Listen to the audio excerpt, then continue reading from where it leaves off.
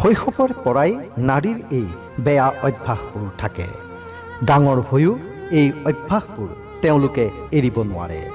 আচাৰ্য চাণক্যই নীতিশাস্ত্ৰত সাধাৰণ জীৱনৰ লগত জড়িত সকলো কথা উল্লেখ কৰিছে, য'ত পুৰুষ মহিলাক তেওঁলোকৰ গুণৰ ভিত্তিত চিনাক্ত কৰিবলৈও কোৱা হৈছে।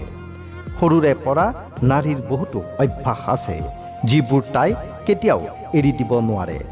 ইয়াৰ বিষয়ে জনাৰ আগতে আপোনালোকে যদি আমাৰ চেনেলটো ছাবস্ক্ৰাইব কৰা নাই, তেনেহ'লে আমাৰ চেনেলটো ছাবস্ক্ৰাইব কৰি ন'টিফিকেশ্যন বেলটো টিপি দিয়ক, যাতে আমাৰ আহিবলগীয়া ভিডিঅ'সমূহৰ ন'টিফিকেশ্যন আপোনালোকে সময়মতে পাই থাকে। আচাৰ্য চাণক্যই কৈছে যে শৈশৱত কিছুমান বেয়া অভ্যাস গঢ় লৈ উঠে, যিবোৰ গোটেই জীৱনত সলনি নহয়। আচাৰ্য চাণক্যই এনে কিছুমান অভ্যাসৰ কথা কৈছে, যিবোৰ এগৰাকী নাৰীয়ে কেতিয়াও সলনি কৰিব নোৱাৰে। চাণক্য নীতি যোগে আচাৰ্য চাণক্যই সফল বৈবাহিক জীৱনৰ বাবে পৰামৰ্শ আগবঢ়াইছে।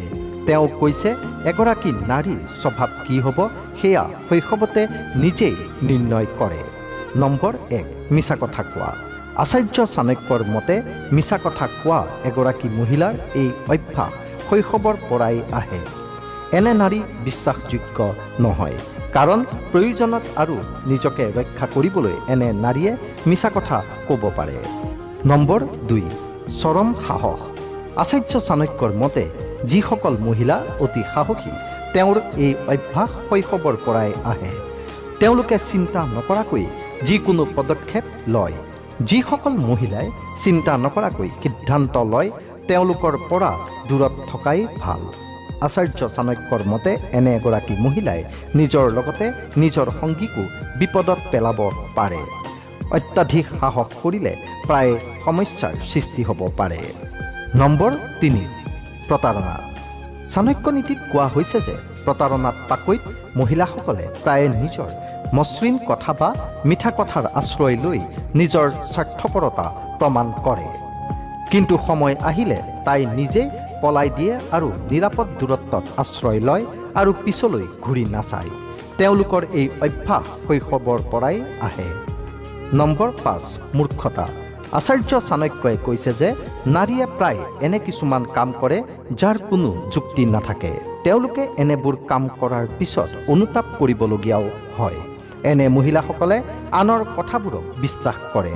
তেওঁলোকৰ এই অভ্যাস শৈশৱৰ পৰাই থাকে। নম্বৰ 6, লোভী মহিলা।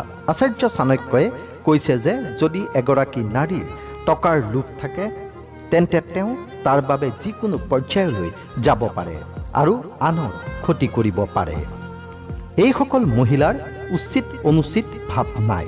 তেওঁলোকে কেৱল টকাৰ মোহত মোহিত, যিয়ে তেওঁ ভুল পথলৈ লৈ যায়। তেওঁলোকৰ এই অভ্যাস শৈশৱৰ পৰাই আহে।